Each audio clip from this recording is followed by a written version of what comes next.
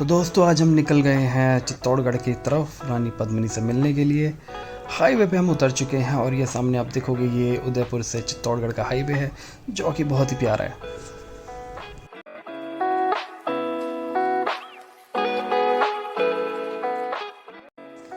Chittorgarh city में हम पहुंच चुके हैं और अब हम जा रहे हैं चित्तौड़गढ़ फोर्ट के लिए। सामने से आपको फोर्ट दिख जाएगा पर अभी थोड़ी सी फॉग है इसलिए थोड़ा सा विजिबल कम है। ये देखो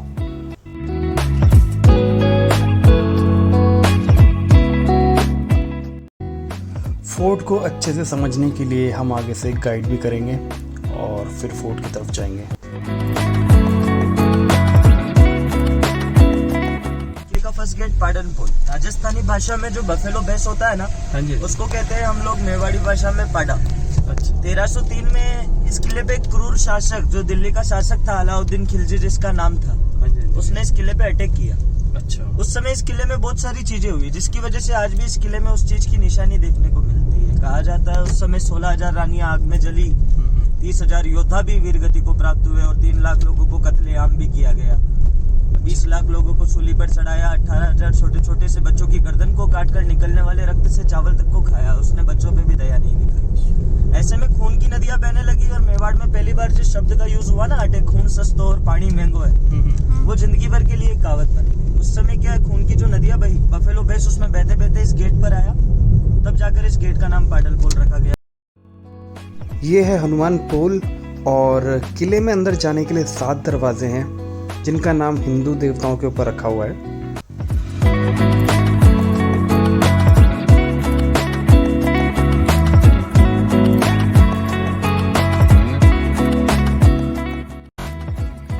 इस किले पे शहर बसा हुआ है जिसमें अभी भी 5,000 लोग रहते हैं। इस साइड में शॉप्स और घर वगैरह दिखेंगे यहाँ पे।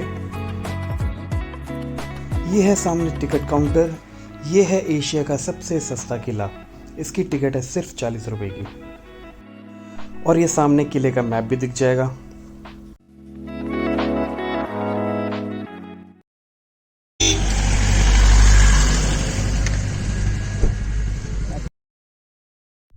तो ये है कुंभा पैलेस जो कि बप्पा रावल द्वारा बनाया गया था और उसके बाद महाराजा कुंभा ने इसको रिनोवेट करा था, इसलिए इस पैलेस का नाम उनके नाम से रखा गया है।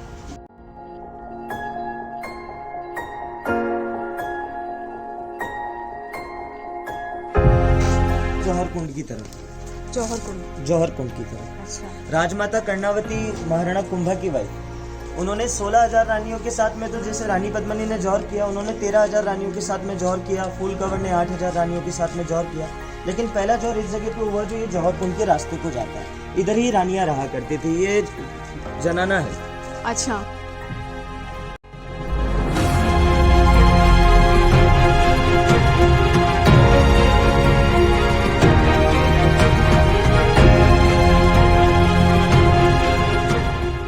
अगर अपन कुंभा फैमिलीज की बात करें तो सबसे पहले यहाँ पे आना हुआ राणा कुंभा के फादर राणा मोकल का। वो 1428 में आए थे और उन्होंने आते से यहाँ पे ब्रह्मा विष्णु महेश का जो मंदिर है उसका रिनोवेशन करवाया था। उसके बाद में राणा कुंभा, उनके बेटे फिर उदय सिंह, उनके बेटे महाराणा प्रताप के बेटे अमर सिंह, ये पूरा एक फैमिली थी। लेकिन महाराणा प्रताप कुछ ऐसे राजा भी थे यहाँ पे जो क्रूर थे, लेकिन महाराणा प्रताप को कभी अपन राजा नहीं कह सकते। उनका कभी राज तिलक नहीं। वो एक समाजवादी थे। वो हमेशा समाज, जनता के लिए, प्रजा के लिए जीना पसंद करते थे। ऐसे में तो उन्होंने घास का रोटी खाई। रावल रतन सिंह महाराणा कुंभा की फैमिली से 150 साल पहले आए थे। वो भी यहाँ के राजा रहे। ऐसे में कुछ यहाँ पे 72 राजाओं ने राज किया। जी, लेकिन पद्मावती इस किले की दूसरी बहू। पहली बहू का नाम था नागवंती। यहाँ पे नागवंती जिसकी अपन बात कर रहे थे, रावल रतन सिंह की पत्नी थी। उससे पहले भी ये रावल रतन सिंह का महल हुआ करता था। अच्छा। उस समय नागवंती का जीवन यहाँ पे निकला।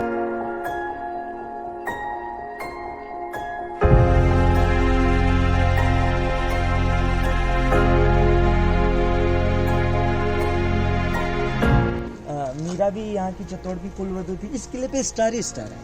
हाँ। उस जमाने में मीरा भी इस चित्तौड़ की कुलवधू थी। वो यहाँ पे अपने मूर्ति को लेकर और अपनी वीणा को लेकर बजाती। यहाँ पे सब उसके उस चीज में मगन रहते थे। ये तब से वैसे का वैसे वैसा का वैसा 1300 साल से। हाँ। नहीं, मीरा 1557। इधर से कोई आना जाना नहीं होता था, ये बिल्कुल पार्ट अलग ही लेडी के लिए था और इधर के पार्ट में पूरा जेंट्स रहता था। इसके जाने का रास्ता भी है। ये देखें, यहाँ बाहर से ऐसा लग रहा है जैसे अंदर कोई मंदिर हो। ओके, वहाँ पे सामने मीरा अपनी कृष्ण की मूर्ति रखी और यहाँ पे बैठती थी। कहाँ पे?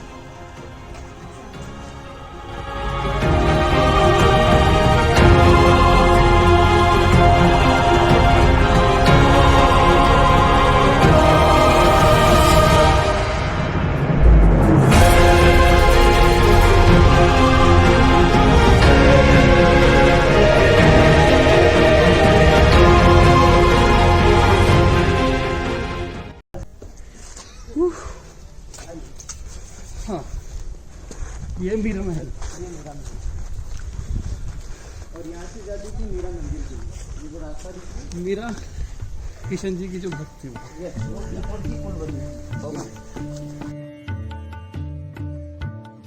यहाँ से जाती थी मीरा अपने मंदिर कृष्ण की पूजा करने के लिए। यहाँ से नीचे रास्ता है। यस, ये सीधा उधर एक मंदिर दिखेगा आपको। वहाँ निकलता है।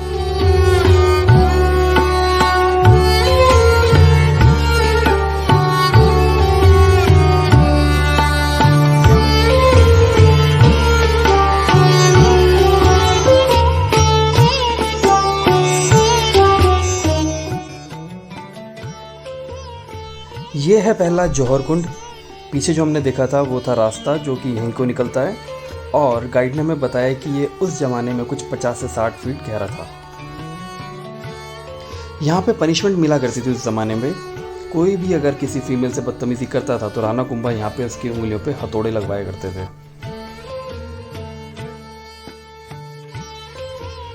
यहाँ सामने राजमाता कर्णावती की बैठक लगती थी। यहाँ पे खड़े होते थे राजा कुंभा और यहाँ पे खड़ा होता था एक आदमी जो कि दिए गए फैसलों को प्रजा तक पहुंचाता था।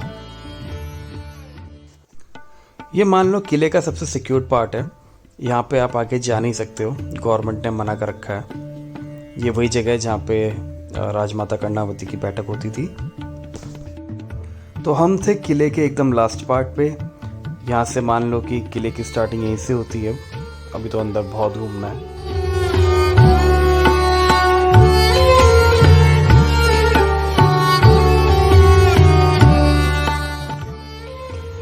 तो यहाँ है मीरा मंदिर।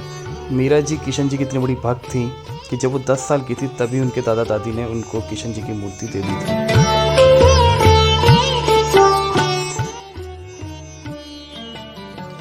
ये है मीराबाई टेम्पल। ये मंदिर मीराबाई जी को समर्पित है और मीराबाई जी ने यहाँ पे किशन जी को समर्पित कई भजन और कविताएं लिखी।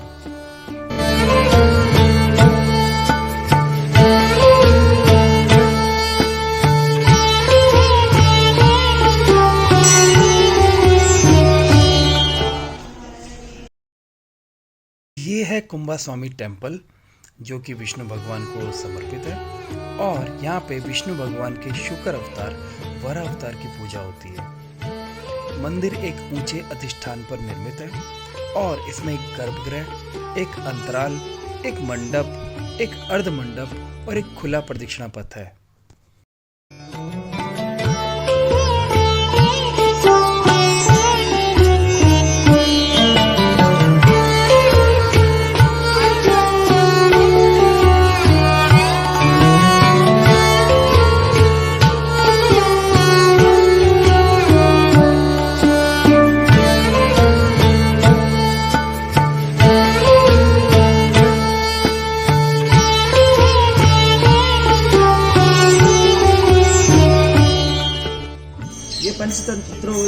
पंचभूतों को दर्शाता है। शरीर, एक शरीर, 5 शरीर है, 2 हाथ है और एक फेस है। और लोग जान। अब हम देखने जा रहे हैं विजय स्तंभ, जौहर स्थल, समाधि ईश्वर महादेव और गोमुख कुंड।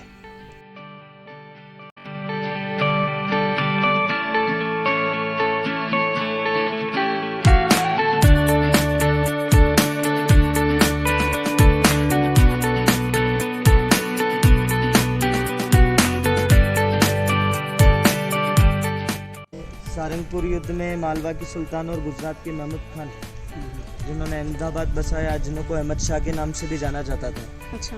उनको जब युद्ध में हराया तो जीत की खुशी में विजय का प्रतीक विजय स्तंभ बनाया, जिसको बनाने में 10 वर्ष का समय 90 लाख का लागत उस जमाने में आया। 157 सीढ़ियाँ और 122 फीट इसका हाइट।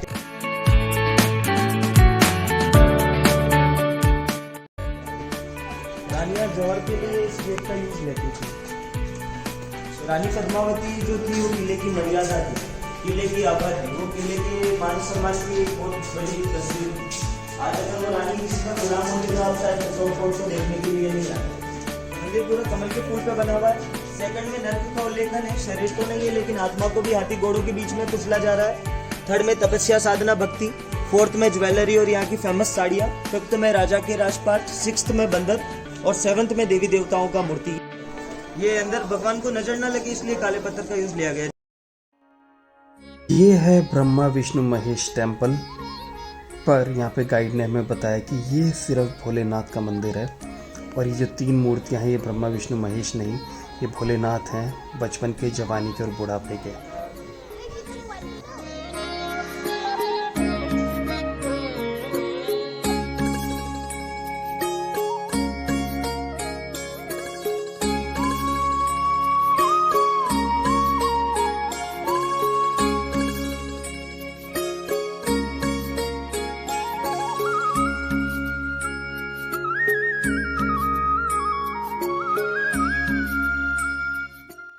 ये चरण पादुका किनकी है? ये जो इस मंदिर में पूजा करते थे स्वामीदास जी, उन्होंने पाँव। अच्छा अच्छा। सर सामने जो आप देख रहे हैं इसको कहते हैं गौमुख कुंड। चित्तौड़ के बारे में आप गूगल पे सर्च करते हैं ना, सबसे पहले जो इमेज देखने को मिलता है वो इसी जगह का आता है। ये 50 से 60 फीट गहरा है। वो जो मंदिर आप पानी के अंदर देख रहे हैं वहाँ पे स्टोन से बने हुए 3 काउ फेस है, जिनसे 12 महीने 24 घंटे पानी गिरता है, जो सर्दी में गर्म और गर्मी में ठंडा रहता है। ये हम बढ़ रहे हैं अब जौहर स्थल की तरफ।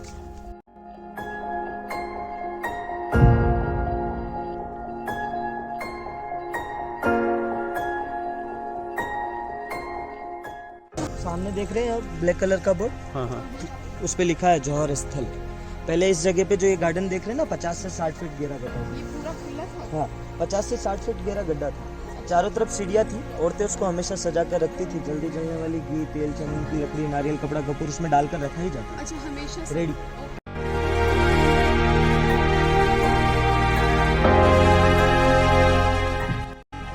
जब उस समय सती प्रथा चालू थी तो यही वो जगह है जहाँ औरतें अपने आप को जला लेती थी। सोचो कैसा मंजर रहता होगा यार उस समय।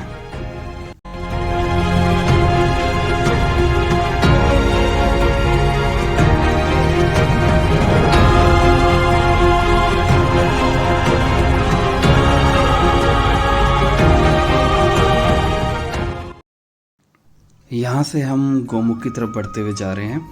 नीचे शिवजी जी का एक और मंदिर है, शिवलिंग है वहाँ पे, तो चलो दर्शन करते हैं।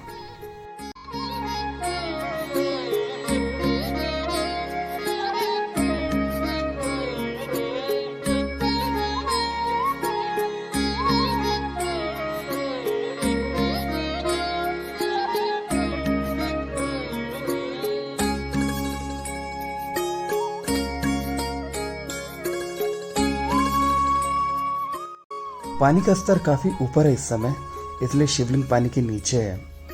ये देखो सामने, बोलो जय भोलेनाथ।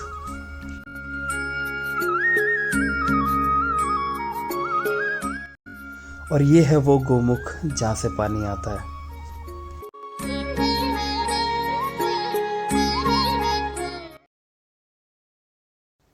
अब चलते हैं महल के गेट की तरफ, जहाँ पे अलाउद्दीन खिलजी अपनी सेना के साथ आया था।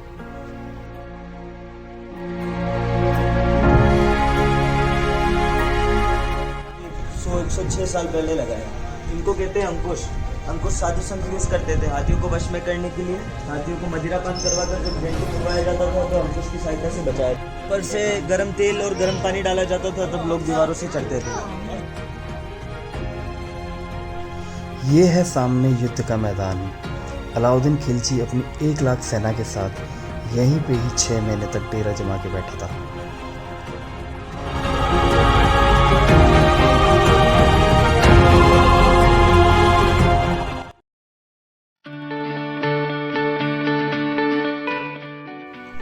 अब आगे बढ़ते हुए रानी पद्मिनी महल की तरफ।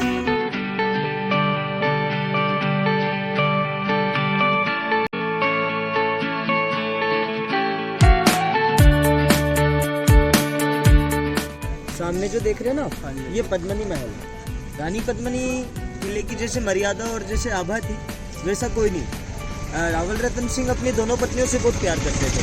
एक के लिए गए दिल्ली काबे श्रीलंका माला लेने के लिए, दूसरे ने मजाक मजाक में बोला गर्मी बहुत लगता है तो महल को पानी में बनाया गया। ये वही जगह है जहाँ पे अलाउद्दीन खिलजी ने रानी पद्मिनी की परछाई देखी थी। कहा यह गया है कि यहाँ पे रानी पद्मिनी की दासी खड़ी थी और जब अलाउद्दीन खिलजी को ये पता चला कि वो दासी थी, तब उसने गुस्से में आके किले पे 17,000 तोपों के साथ अटैक करा।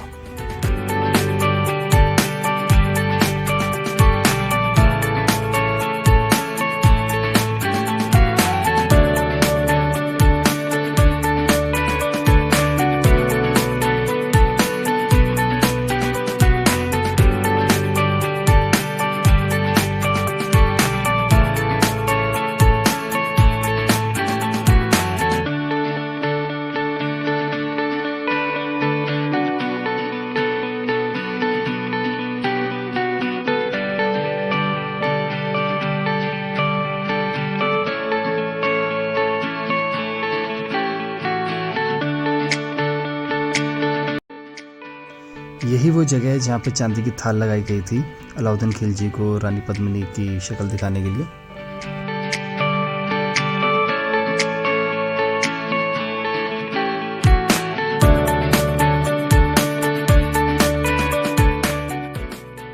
तो यही वो जगह है जहाँ पर एज पर मूवी रानी पद्मिनी खड़ी थी और हमारे गाइड के मुताबिक रानी पद्मिनी की दासी थी।